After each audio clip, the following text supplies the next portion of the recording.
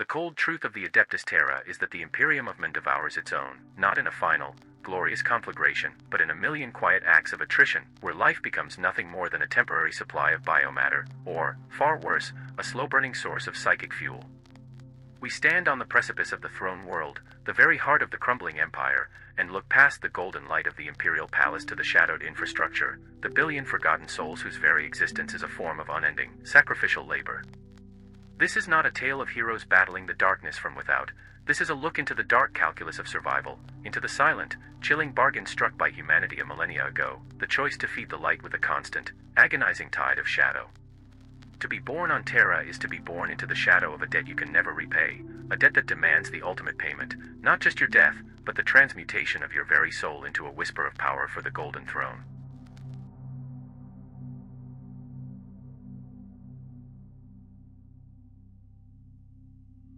The air in Section 41 Delta of the Manufactorum tasted of copper and exhausted faith, a perpetual metallic tang that coated the back of the throat and never quite washed away, even when the ration paste was forced down with watered promethium sludge. For Kalen, it was the smell of life, or at least the smell of non-death, a scent as familiar and unchanging as the rhythmic, crushing clang of the hydraulic press a dozen meters away, a sound that vibrated not just in the floor plates, but deep in the marrow of her bones. She moved with the practiced, weary efficiency of one whose body had been calibrated by 2 decades of unrelenting labor, her hands little more than extensions of the assembly claw she wielded, sorting and aligning the microcoils destined for an Imperial Guard lasgun battery. Every motion was a muscle memory prayer, a genuflection before the altar of productivity, and the low, insistent chant transmitted over the Vox grill was the only liturgy permitted. Duty endures. The machine provides. The Emperor sustains. She had never seen the sun. Not truly. The vast, vaulted roof of the Manufactorum was a grime-caked lattice of iron and cable, perpetually shrouded in the chemically induced twilight of Terra's lower atmosphere, a perpetual dusk that mirrored the low, flickering flame of hope in the hearts of those trapped beneath it. The only light was the harsh, blue-white glare of the inspection lamps, and the occasional, brief flash of an energy surge that often preceded the agonizing shriek of a servitor being recalibrated by an unseen technician. That was the primary fear here, the one that kept hands steady and eyes focused, not starvation, for the administratum was ruthlessly efficient in maintaining minimum viable populations, but the degradation of the flesh, the loss of self, the transformation into a mindless, biomechanical drone. To be judged inefficient was to be stripped of even the meager dignity of a name, to have your consciousness wiped clean and replaced with the hard-coded routines of eternal, unthinking servitude. Kalen felt the faint, buzzing hum of the closest servitor, a repurposed former co-worker whose face was now a smooth, expressionless mask of synthetic skin and exposed chrome, and she instinctively upped her pace, the coil stripper biting cleanly through the copper filament with a practiced snick-snick. They were cogs, yes, but they were thinking cogs, a distinction that held a terrifying power. They still whispered. They exchanged the dangerous currency of rumor in the moments between shifts, huddled in the cramped dorm cubicles that were stacked floor to ceiling like coffins awaiting transit. Tonight's whisper was of a new edict from the Adeptus Astra Telepathica, a demand for an increased levy, not of physical production, but of bodies. Not for the front lines of the Astra Militarum, but for the deep, silent facilities nestled beneath the Imperial Palace itself, facilities whose purpose was only ever hinted at with a fearful crossing of fingers over the chest where the Imperial Aquila was often crudely tattooed. This was the other fear, the more ancient, chilling one, the fear of the mind, the terror of having a flicker of psychic resonance that marked you as a resource too valuable to waste on mere coil stripping. They say the black ships are here early, murmured Yarrick, the older man who worked the adjacent station, his voice raspy from years of breathing the corrosive air. Not the transports. The true ones. The ones that only carry the tribute. Kalen didn't look up, didn't break rhythm, but the cold dread pooled in her stomach, a thick, paralyzing fluid. The Vox grill suddenly sputtered to life, a low-frequency static that immediately silenced the factory floor, and a new, sharp voice cut through the mechanical noise, demanding absolute compliance, absolute focus, for the glory of the Emperor who waited, unmoving, in the golden heart of the world they unknowingly fed. The new voice over the Vox grill belonged to an inspector from the Adeptus Administratum, a minor functionary whose sudden presence was as disruptive as an unexpected tremor.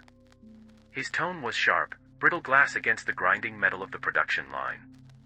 He spoke not of quotas or efficiency metrics, but of spiritual solvency, a term that felt absurd and terrifying in this domain of grime and pistons. He announced that a full personnel audit was to commence immediately, mandated by the needs of the throne world itself, and that all records, biological and psychic, were to be submitted for review. This wasn't the standard sanitation check or production census. This was the precursor to the soul tax, the demand for human essence. Kaylin's muscles tightened, not from the effort of her task, but from the sudden, cold awareness that she was now not just a worker, but a quantifiable, fungible unit of psychic potential. She risked a glance at Yarrick, whose face, usually etched with simple exhaustion, was now a mask of rigid, disciplined terror. He merely shook his head, a minute, almost imperceptible gesture that conveyed decades of learned silence. The audit began not with armored scitarii or militant enforcers, but with small, silent figures in gray robes, the scribes and minor functionaries of the adeptus astra telepathica. They moved with a detached, clinical grace, carrying archaic, whirring devices that were nothing like the crude sensory equipment of the manufactorum. These devices didn't measure coil conductivity or structural integrity. They measured the faint, inherent static of a human mind, the barely contained flicker of warp sense that most citizens of the Imperium never knew they possessed. They didn't speak, merely pointed, and the workers, trained since birth in the catechism of obedience, stepped forward in rows. It was a terrifying inversion of their daily routine.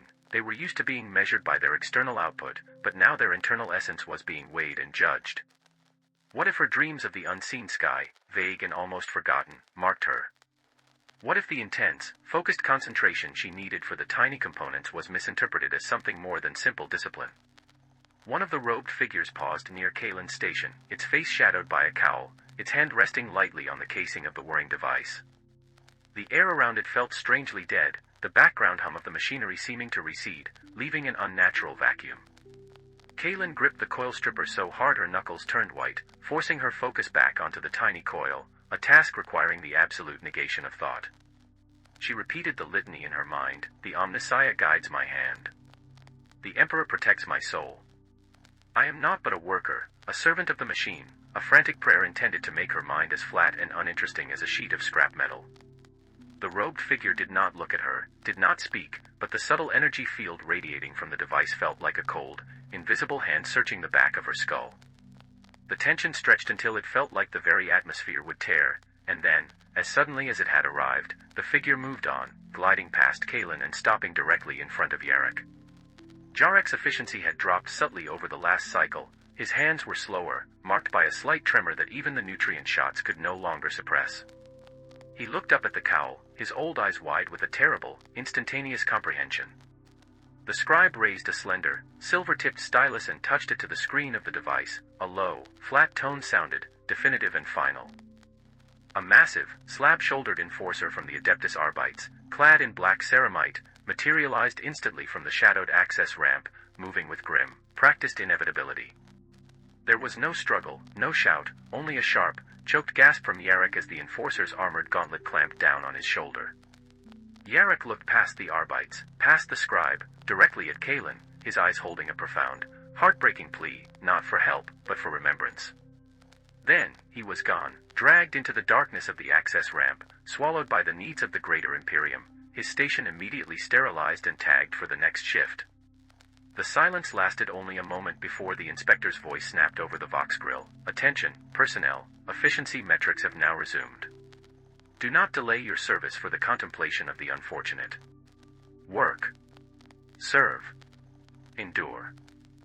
The metallic, sickly sweet scent of the antiseptic gel used to clean Jarek's station was the only acknowledgement that anything had happened at all. A new hand, younger and faster, was already at the adjacent terminal, working the coil stripper with a desperate, clumsy vigor. The replacement, a pale youth named Ren, didn't meet her eyes, knowing, as every soul in the deep levels knew, that looking too closely at the misfortune of others was a form of contagious disloyalty. The vast infrastructure of the manufactorum had already assimilated the loss. The production quota remained immutable, a monolithic demand that overshadowed all personal tragedy. The only concession to the recent drama was a slight increase in the volume of the liturgical music pumped through the Vox grill, a powerful, brassy hymn dedicated to the Omnissiah's infinite power, drowning out thought and discouraging further whispered exchanges. Kaylin's hands continued their work, but her mind was now a battlefield. She was terrified of the silence within, but more terrified of the noise. She feared that the simple act of thinking, of recalling Jarek's final, pleading look, of feeling the cold weight of the dread, would generate the very psychic ripple the scribes were searching for. She tried to flatten her internal monologue, reducing her consciousness to the bare mechanics of the task. Grasp. Align. Snick. Drop. Repeat.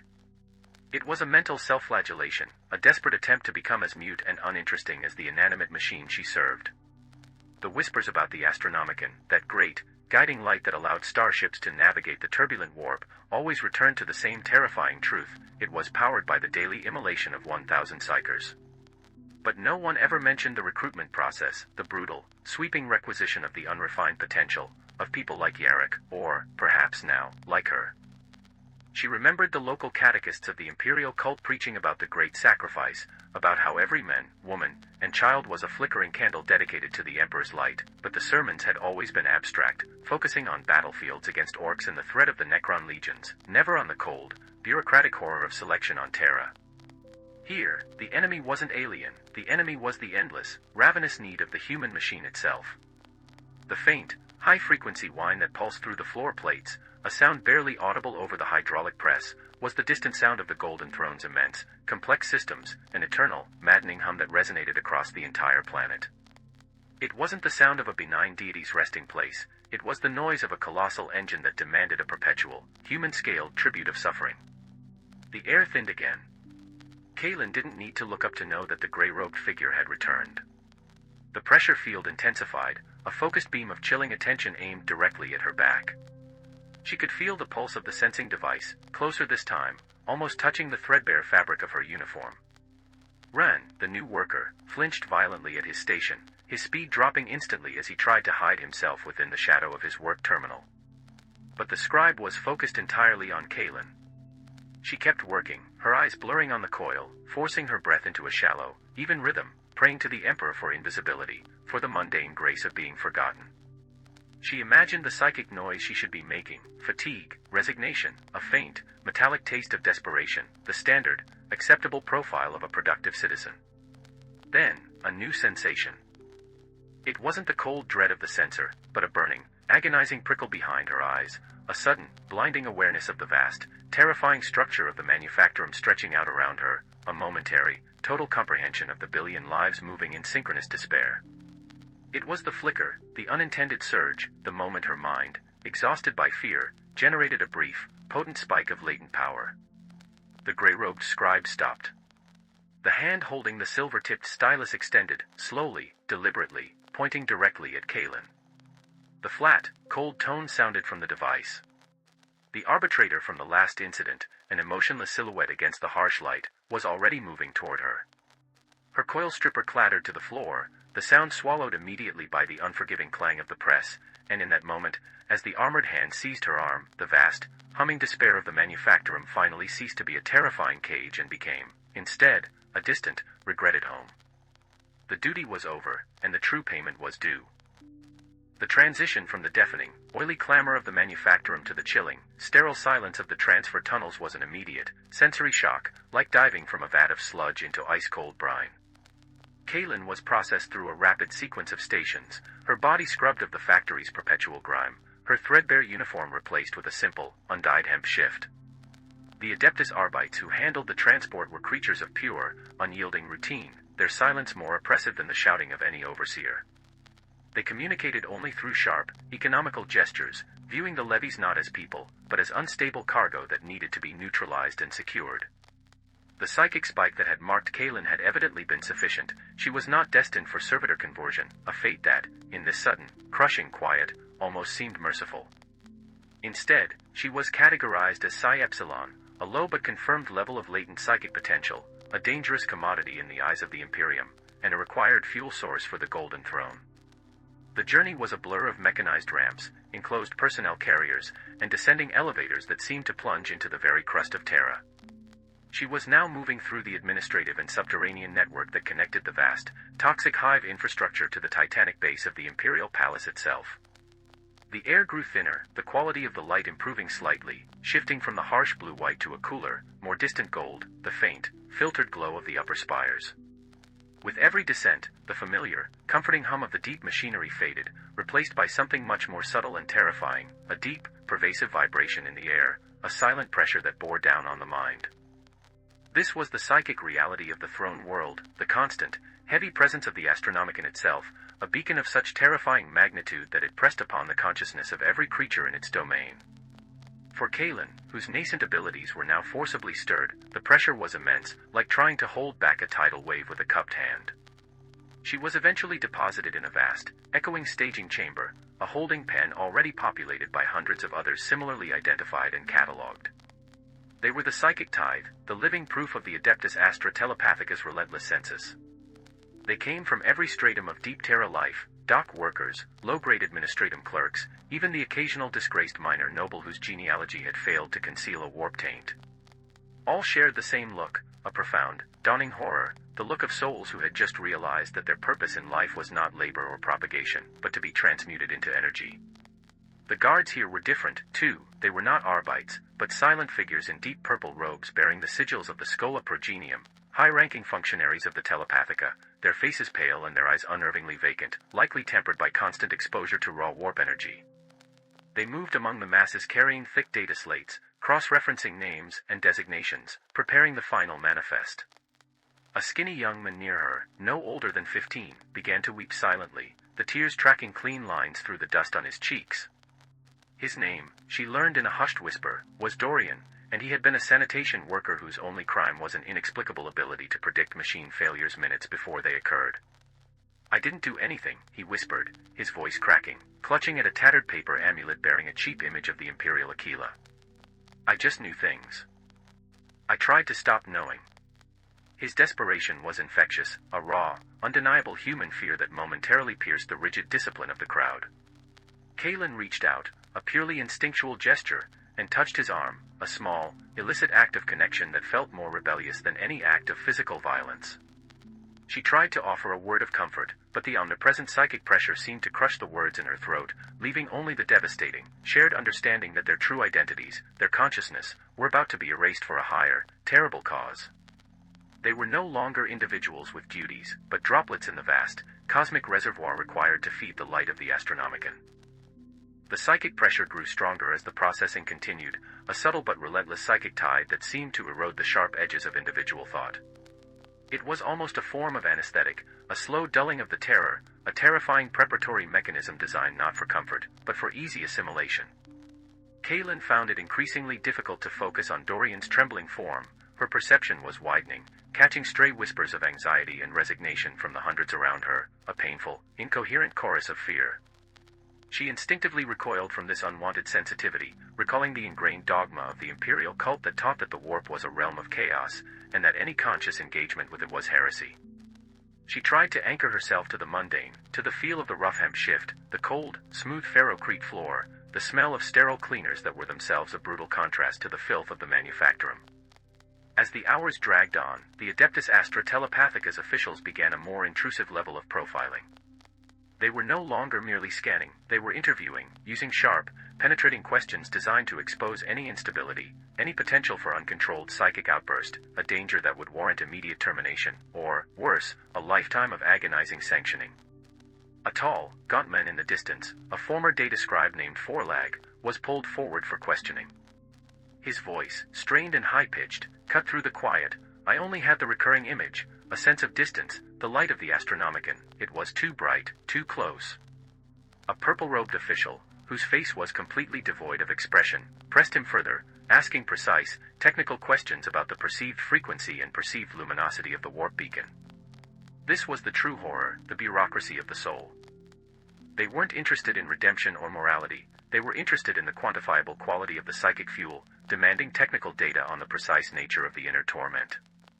Forlag eventually collapsed into incoherent weeping, muttering about the immense, dying figure on the golden throne, an image that had evidently seared itself into his unprepared mind. He was immediately dragged away, not for punishment, but for high-priority processing. His high-quality terror was a resource. Kaelin watched, learning to make her face as blank as a newly forged plate of steel. She realized the fundamental flaw in her previous attempt to survive. She had tried to generate silence. But true psychic silence was unnatural, itself an anomaly that would draw attention. The key was to generate noise, the low-level, acceptable, background hum of fear and servitude that defined the majority of humanity on Terra. She focused on the cold, the hunger, the dull ache in her joints from years of factory work, transforming her deepest, most personal anxieties into generic, predictable static. When her own name was called, and she was led before a seated sanctioned psyker, a terrifying figure whose eyes glowed faintly with contained power, his head encased in a specialized control helm, she had already prepared her internal landscape. The psyker did not speak with his mouth. The questions resonated directly in her mind, not as words, but as intrusive, burning concepts. Do you believe in the ruinous powers? What is your greatest hope? Describe the Emperor. When the final question struck, it was an overwhelming blast of light and majesty, an attempt to force a spiritual reaction. Kaelin, through sheer, exhausting mental discipline, focused entirely on the image of the great bronze doors of the manufactorum, cold, heavy, impassive, a symbol of endless, unthinking duty. She offered the psyker not belief, not hope, but sheer, grinding resignation. I am a machine. My greatest hope is to serve without flaw. The Emperor is the duty. The psyker recoiled slightly, a fleeting flicker of disappointment or perhaps dismissal in his glowing eyes. He dictated a curt note to his attending scribe, who inscribed the final designation on her data slate, Psi Epsilon, standard consumption rate. She was dismissed, her existence validated only by her mediocrity, her lack of spectacular psychic instability. As she rejoined the anxious mass, the faint, maddening vibration from the planetary depths intensified, a relentless, metaphysical grinding sound that she now recognized as the sound of the machine welcoming its new fuel. The black ships were drawing near, orbiting high above, their presence already casting a psychic shadow over the planet's core. The next stage of the levy was a chilling exercise in dehumanization, the issuance of the sacrificial vow. After her assessment, Kaelin was ushered into a small, cold alcove where a hooded administratum functionary sat behind a reinforced desk. This official, unlike the psychically sensitive scribes, was mundane, concerned only with the immutable laws of imperial bureaucracy. He slid a brittle, thick sheet of parchment, a truly rare commodity on Terra, across the desk. The document was covered in minute, archaic script and dominated by a colossal, gilded rendition of the imperial Aquila. It was a pre-signed declaration, a spiritual indenture that formally surrendered the bearer's soul, body, and future existence to the maintenance of the Astronomicon and the sustenance of the Golden Throne. The terms were incomprehensible, invoking legal clauses that stretched back 10 millennia, but the final, bolded phrase was starkly clear: I acknowledge that myself shall be consumed and rendered unto the divine will of the God Emperor of mankind, for the preservation of his dominion, for all eternity. The functionary pointed a metal stylus at a blank space at the bottom of the parchment. Sign. Or press your thumbprint. It changes nothing, but it completes the sacred administrative cycle. He spoke with the tired, dull cadence of someone repeating the same ritual 1,000 times a day. Kaelin looked at the parchment, not with fear, but with a strange, detached pity for the young woman who had lived on the factory floor, a life now rendered completely obsolete by this single piece of paper. The very act of signing, of acknowledging the legality of her own annihilation, felt like the final, formal surrender of her humanity. She pressed her thumbprint onto the designated spot, the ink cold and indelible, sealing the transaction between her insignificant life and the cosmic demands of the Imperium.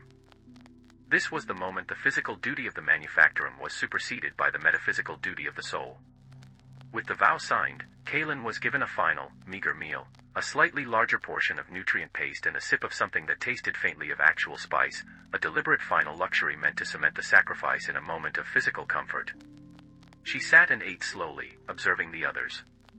Dorian was gone, already moved to a different cohort, his fate sealed by his tears and his inconvenient talent. The room was quieter now, the mass having thinned through continuous processing. The remaining psychers sat with a terrible stillness, their fear transcended by a hollow acceptance that felt almost like faith. They were waiting for the only sound that mattered now, the boarding call. Up in the orbital lanes, the black ships waited, vast, silent, and psychically shielded, their hulking forms preparing to swallow the sacrifice. The deep, planetary hum of the Golden Throne was no longer a background noise, it felt like a hungry, continuous vibration in her own teeth, a siren song of total, absolute consumption. The transition to the final holding area was imminent, and with it, the final descent beneath the Imperial Palace where the shadow of the adeptus custodes guarded the deepest secrets of Terra. The final holding cells beneath the Imperial Palace were not built of the familiar, crude ferrocrete of the lower hives, but of a dull, gray metal alloy that absorbed all sound and light. This was a realm engineered for quiet containment, a stark contrast to the echoing, chaotic chambers above. The shift in environment was total. No industrial clang, no smell of promethium or synth paste, only the faint, ozone-sharp scent of highly filtered air and the residual, electrical ghost of raw psychic power. Kaelin was among a group of 50 initiates now held in a collective cell, the space unnervingly clean, stripped bare of anything that could be used for self-harm or for rebellion. The only light source was a single, humming energy strip recessed high in the ceiling, casting no shadows, creating a pervasive, flat uniformity that was more psychologically draining than darkness. The guards here were the most unsettling yet. They were not Arbites or typical telepathica enforcers, but the shadowy retainers of the adeptus custodes, tall, gaunt figures in plain black carapace, unadorned by the gold and crimson of the custodian guard but carrying the same aura of lethal, inhuman precision. They moved silently, their steps cushioned by the sound-dampening floor, their faces hidden by featureless helms. They carried no visible weapons, but their very presence was a palpable, crushing weight, an unnerving silence that was the product of decades spent in the close proximity of the Golden Throne. It was this silence, this utter lack of human noise, that broke the remaining morale of the condemned. There was no vox grill here, no endless chant of duty, only the terrifying expectation of annihilation. They were given nothing to do. No labor, no training, no worship. The only requirement was stillness and passive waiting. This enforced idleness was a crucible for the mind. Without the rhythmic distraction of the coil stripper, Kaelin's thoughts began to turn inward, growing sharp and desperate. The psychic pressure, the great, throbbing pulse of the astronomicon that had felt like a distant, heavy hand in the manufactorum, was now an immediate, crushing weight in her skull. She realized that this final holding pattern was designed specifically to maximize the purity of the psychic offering. They were being refined, their internal chaos purged by the crushing proximity to the Emperor's will, ensuring that when they finally reached the consumption point, their essence would be a clean, potent, and utterly despairing fuel. She sat next to a middle-aged woman named Vara, who had been a low-grade data clerk in the administratum. Vara had been selected not for a sudden surge, but for a constant, low-level bleed of psychic energy that had been registered on the subaudible counters of her sector for years, a slow, inevitable drain. Vara spoke in a voice barely above a whisper, her eyes fixed on the blank wall. "It's the waiting," she murmured, a statement that contained a universe of quiet agony. Up in the city, there was the noise, the work, the lie of tomorrow. Here, there is only now, stretched out into an eternal dread. She paused, her breath catching. They say the Emperor sees us now. That this deep down, we are within the palace's light, and that he is already tasting the edges of our fear.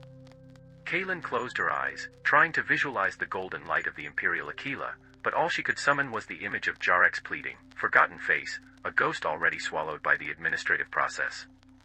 The weight of the immense, dying god emperor, waiting just floors above, felt like a million tons of gold pressing down on her final, desperate gasp of individuality. The lack of a vox grill and the constant, unnerving silence eventually forced the condemned to create their own subterranean network of communication, a fragile, whispered tapestry of rumor and confession that defied the containment. They spoke in low, breathy tones during the brief, scheduled periods when the silent custodian retainers rotated their positions. They shared fragments of memory, a childhood sight of a genuine Terran rainstorm before the atmospheric filters went critical, the taste of protein synthesized from non-recycled matter, the face of a forgotten parent. These memories were now priceless, not because they were good, but because they proved the existence of a self outside this prison, a life that had once been lived for its own sake.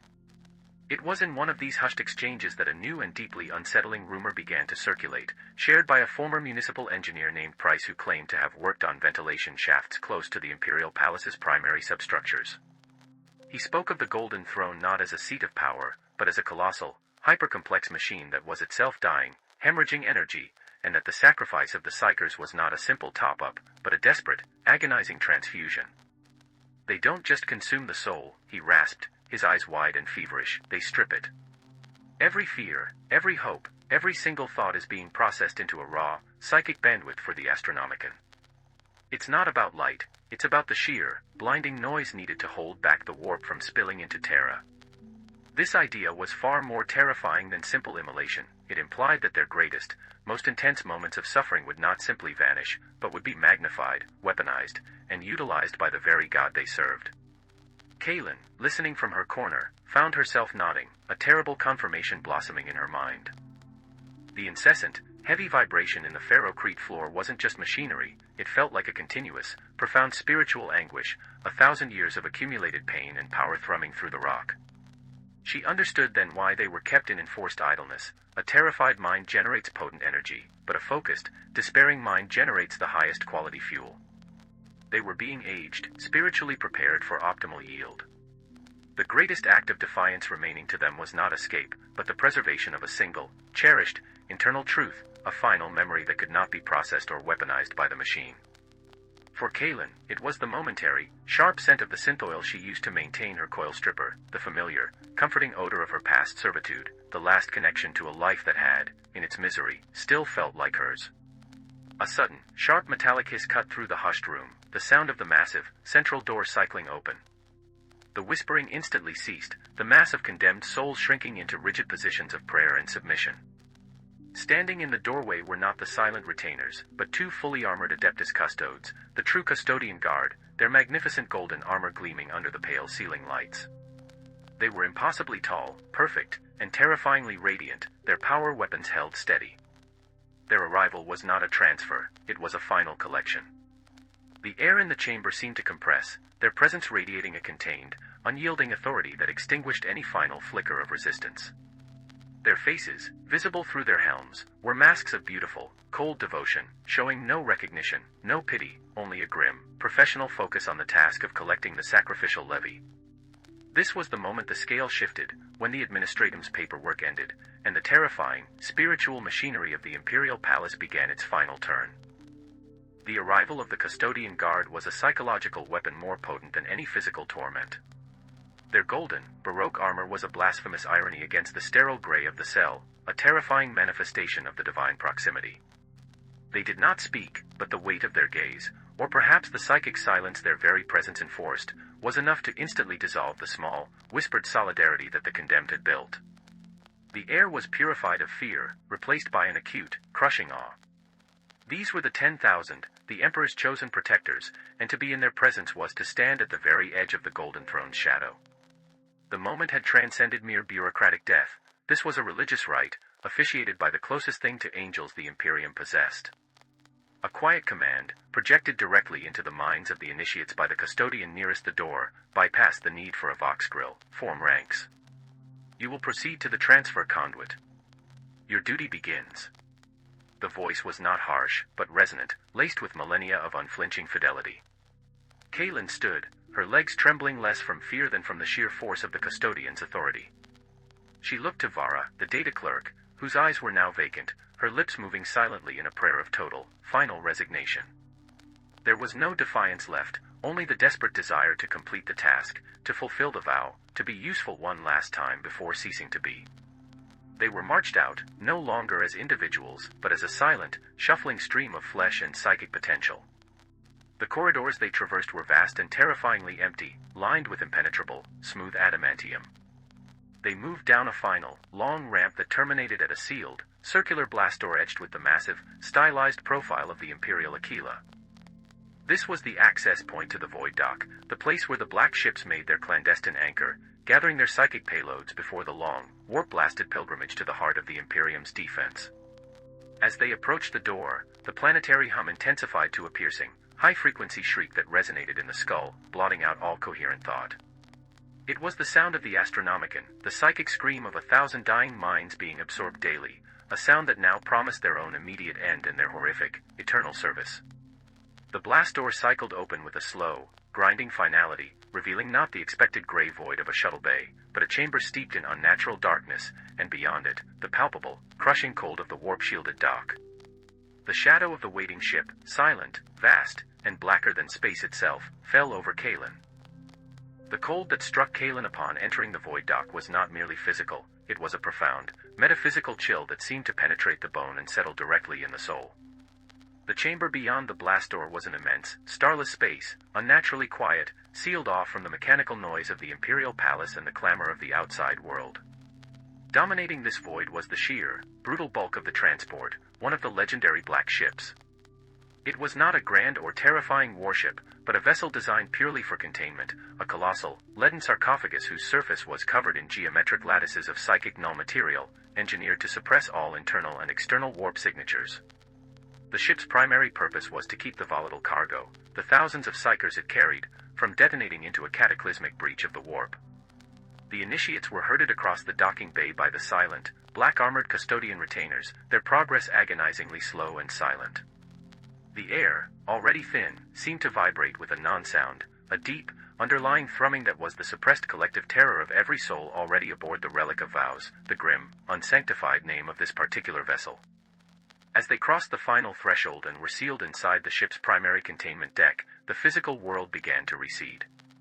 The environment was overwhelming, absolute darkness, relieved only by strips of faint, violet emergency lighting, and the immediate, crushing sensation of compressed psychic energy.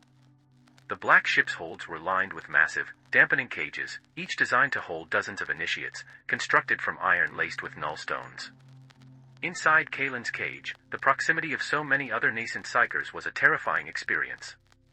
Their individual fears, once muted by the distance of the manufactorum, now collided and merged, creating a nauseating tidal wave of psychic static.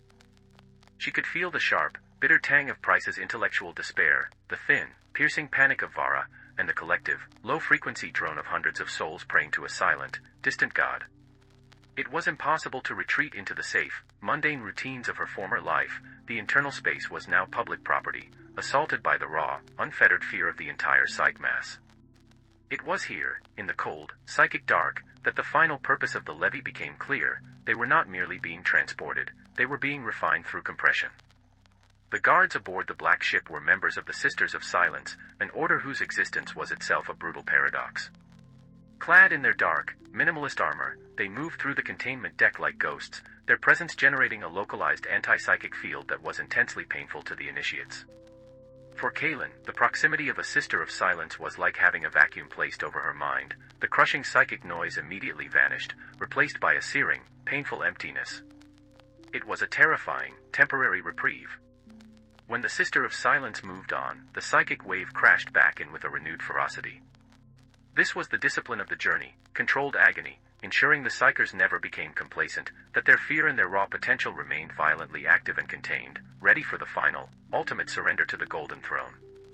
The final cycles of boarding complete, the heavy metallic clang of the voidlock ceiling resonated through the ship's structure, signaling the imminent launch. The Relic of Vows was ready to depart Terra for the warp, carrying its tribute of souls into the metaphysical dark. The passage into the warp was not marked by any visible turbulence, but by a profound, agonizing shift in psychic reality. When the black ship made its transition, the crushing pressure within the containment decks did not abate, it transmuted. The dull, heavy throbbing of the Imperial Palace's systems was instantly replaced by a chaotic, surging roar, the raw, untamed energy of the Imperium pressing against the ship's null field defenses. This was the ocean of souls that the Astronomicon sought to tame, and they, the psych mass, were the fragile barrier caught between two cosmic terrors, the terrifying light of the Emperor and the terrifying darkness of chaos. Kalen, curled against the cold metal of the containment cage, felt the shift like a physical tearing of her consciousness. Her protective facade of mundane factory routine shattered, and for one terrifying, brief moment, she perceived the warp. It was not a sight, but a feeling of absolute, roaring chaos, colors that didn't exist, and the silent, hungry whispers of entities that lived outside the bounds of physical law. The pain was immediate and excruciating, a searing feedback that threatened to consume her mind entirely. She heard a sharp, simultaneous cry of agony from dozens of initiates around her, a collective shriek as their unprepared minds touched the unreality of the warp. Before the breakdown could become critical, the Sisters of Silence moved. Silent, armored figures materialized in the narrow aisles between the cages. They began to deploy specialized sonic emitters, devices that produced a carefully calibrated, high-frequency tone of pure psychological denial. This tone, transmitted directly through the metal of the cage, forced the minds of the psychers back from the precipice, imposing a rigid, agonizing discipline. It was a control mechanism that ensured they did not break, but merely bent, refining their anguish into a controllable psychic stream. The pain of the sonic pulse was immense, yet it served the grim purpose of survival. It was the Imperium's brutal way of sanctioning the unsanctioned, training the raw resource for its intended function. Days bled into cycles without distinction. They were fed minimal rations by automated dispensers, and the only human interaction came from the Sisters of Silence, who patrolled in relays, their anti-psychic presence a constant, chilling reminder of their fate. In the depths of this enforced suffering, a strange sense of collective identity began to form, the psych mass. They were no longer Kalen, Price, or Vara, they were the fuel. Their thoughts, their agonies, their final, fading sense of self, were weaving together into a single, massive, volatile psychic signature. Kalen could feel the emotions of the others not as sympathy, but as internal noise, the surge of terror from a cage 2 aisles over, the dull resignation from the level below. She was becoming part of the current, an essential element of the terrible, precious resource that the Imperium guarded so fiercely. One day, the rhythmic, controlled agony of the sonic pulses ceased entirely, replaced by a deep, profound resonance that shook the entire hull of the Relic of Vows. It was a signal of proximity. The ship was approaching its destination, the orbital region of the Golden Throne. The chaotic roar of the warp was now filtered, subdued, overwhelmed by a singular, immense force. This force was the Astronomican's light, no longer a distant prayer, but a colossal, blinding, psychic reality. Through her fear, Kalen felt a moment of terrible clarity, a flash of insight granted by her forced proximity to the warp energies. The Astronomican was not merely a beacon, it was a desperate, monumental expression of a dying will, a consciousness of terrifying magnitude holding back the tide of galactic ruin. They were not delivering fuel to a light, they were delivering their entire being into the ultimate furnace of the Imperium. The ship's final approach to the Golden Throne's orbital station was a slow, deliberate act of celestial alignment.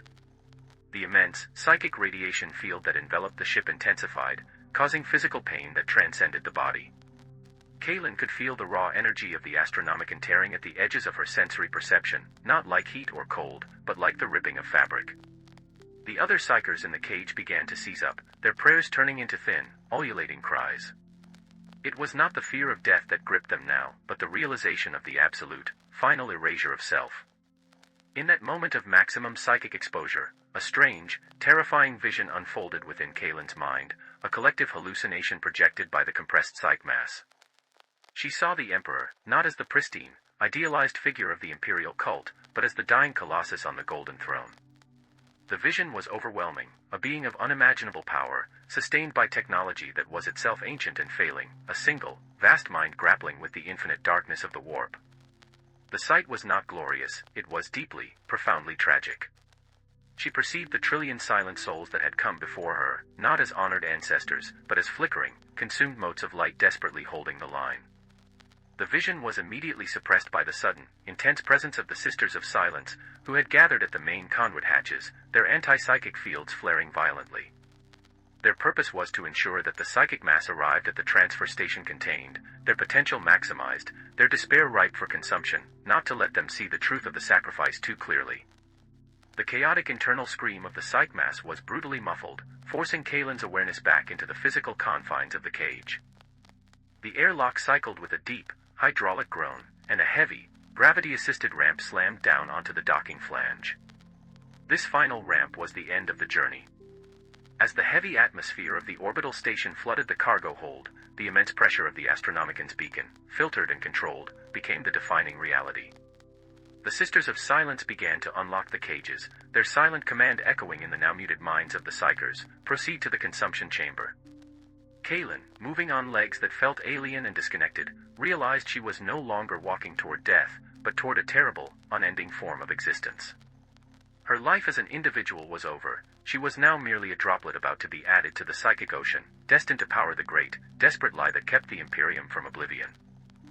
The orbital transfer station was a marvel of cold, functional dread, a final, impersonal cathedral dedicated to the Imperium's horrific calculus.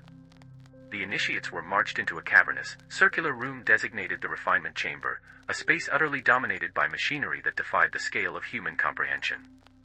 Instead of altars or statues, the chamber held immense, segmented coils of archaic technology, humming with contained energy.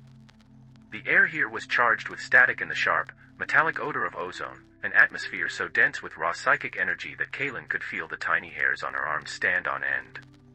The sound was deafening, not from noise, but from the combined, overwhelming power of the Astronomican being actively channeled and managed just beyond the chamber's walls. The Sisters of Silence guided them onto a large, rotating platform at the chamber's center. This was the final stage, the point of no return where the collective psych mass would be introduced to the ultimate process. As the platform slowly began its rotation, bringing them into alignment with the colossal, humming coils, the physical world began to lose its rigidity. Kaelin watched the faces of the others, Price, Vara, and the hundreds of nameless souls, and saw the last vestiges of individual will fade, replaced by a sublime, terrifying acceptance. They were not walking into death, they were entering a state of total, absolute communion, a terrifying unity of purpose. The psychic compression, which had been agonizing on the ship, now intensified to an unbearable, spiritual pressure. It felt as though her consciousness, her memories, and every unique facet of her being were being simultaneously scrutinized, optimized, and prepared for vaporization. She knew, with a certainty that chilled her to the core, that this was the final screening, not to find instability, but to maximize purity. The most potent psychic fuel was the purest human essence, refined by suffering and offered with total, albeit forced, submission. The Emperor needed their despair, their faith, and their terror rendered down into pure, usable power. As the platform rotated and the coils began to glow with a sickly, internal violet light, the chamber's own sound filtering system finally failed. What emerged was the sound of the Golden Throne itself, not the distant hum, but the grinding, ceaseless, colossal demand of its machinery. It was a sound that was both mechanical and sentient, the tortured groan of a massive engine powered by the ultimate sacrifice. And then, woven into that sound, came the overwhelming, devastating presence of the Emperor's mind. It was an entity of such profound majesty and terrible exhaustion that it annihilated all other thought.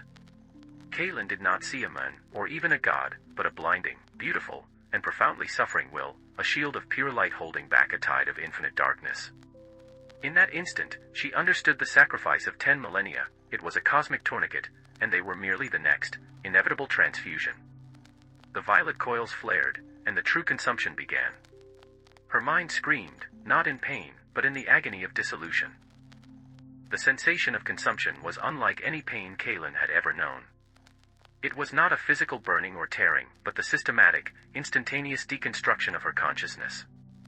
The violet light of the refinement coils did not incinerate the body, but acted upon the soul itself, pulling the raw psychic potential out of the neural structure like thread from a spool. Her memories became fleeting, vivid flashes, the rhythmic clang of the hydraulic press, the metallic tang of the manufacturum air, the fleeting warmth of Jarek's desperate gaze. Each memory, each emotion, was instantly analyzed and absorbed, not wasted, but utilized as bandwidth, a stream of highly refined psychic data feeding the needs of the Astronomicon. The individual self was dissolving into the collective. Kaelin was no longer defined by her name or her life's duty, but by the sheer, terrifying force of the psych mass, an immense, unified energy signature accelerating toward the Golden Throne. She could feel the sudden, catastrophic end of Vara's consciousness, a brief, high-pitched spike of despair, and the slower, more resigned fate of Price's intellectual sorrow, both instantly becoming part of the current. This was the moment of apotheosis through oblivion, becoming one with the light, but only as a resource, stripped of all personality. In this state of psychic dissolution, a strange, collective awareness bloomed. She was, simultaneously, Kaelin and a billion others. She perceived, with terrifying clarity, the true scope of the Emperor's struggle, the constant, agonizing battle against the chaotic entities of the warp, the relentless pressure exerted by the alien horrors of the galaxy, the burgeoning threat of the orc hordes, the slow, silent reawakening of the Necron dynasties, all perceived through a lens of raw, strategic necessity. The Astronomicon was not a luxury, it was the only thing preventing Terra and the Imperium from being instantly plunged into an abyss of demonic corruption. This horrifying comprehension was the final, devastating gift of the sacrifice. They were allowed to understand why they had to vanish, a last, terrible validation of their insignificant lives. The overwhelming presence of the Emperor's mind was now upon them, a consciousness so vast that it encompassed the entire galaxy, yet so strained that it felt like a fragile, cracking dome of gold. It was a perception of total, crushing burden, of a divine figure who was less a loving God and more an eternal, suffering machine of defense. The final pull was immense, irreversible. The violet light enveloped her entirely. Her last coherent thought was not a prayer of supplication, but a terrifying flash of recognition. The Golden Throne was not just consuming their energy, it was consuming their will, the sheer, stubborn, human refusal to surrender. That refusal, distilled and purified, became the impenetrable shield of the Astronomicon. Kaylin's individual light flickered one last time, a tiny, defiant candle in the rising psychic gale. Then, the individual spark extinguished, absorbed utterly into the ceaseless, blinding power of the billion-soul furnace. She became, irrevocably, merely a part of the light. The integration was complete. There was no single moment of death, only the devastating realization of eternal participation. Kaylin's mind, or the remaining echo of it, no longer inhabited a body. It existed as a component of the psychic current, a stream of energy flowing through the ancient, gold-plated conduits that led directly into the heart of the Golden Throne. She was no longer a person who served, she was the service, an infinitesimal fraction of the billion souls whose collective agony fueled the Astronomicon. The experience was one of constant, overwhelming flux. She perceived the immense, cold void of the warp being held at bay, not by force of arms, but by the sheer, deafening intensity of the psychic beacon they provided. She existed in a state of simultaneous individual despair and cosmic fulfillment. The personal tragedy of her short, brutal life in the Manufactorum was utterly subsumed by the grand, terrifying necessity of the Imperium's survival. There was no rest, no oblivion, only the unceasing requirement to burn, to contribute her final spark to the endless fire. From this state of transmutation, she could perceive the architecture of the sacrifice itself. The Golden Throne was not a passive relic, it was a hungry, demanding vortex, a singularity of psychic power and failing technology that had long ago passed the point of no return. It did not offer peace to those who fed it, but a terrifying, conscious eternity of vigil. She was part of the immense network of consciousness that shielded the Emperor's agonizing existence, a wall of pure human suffering erected against the galaxy's horrors. The faint, nagging hunger she felt was no longer for food, but for the next psychic input, the continuous demand to sustain the light that shone across the star charts, guiding the ships of the Astra Militarum and the fleets of the Imperium. The script ends on this chilling note of eternal, conscious obliteration. The constant, immense hum, the sound of the Golden Throne's relentless operation, is the final reality, the only sound left. Kaylin the factory worker is gone, but her anguish endures, translated into the necessary, terrible stability of the Imperium. The payment has been made, but the debt remains infinite.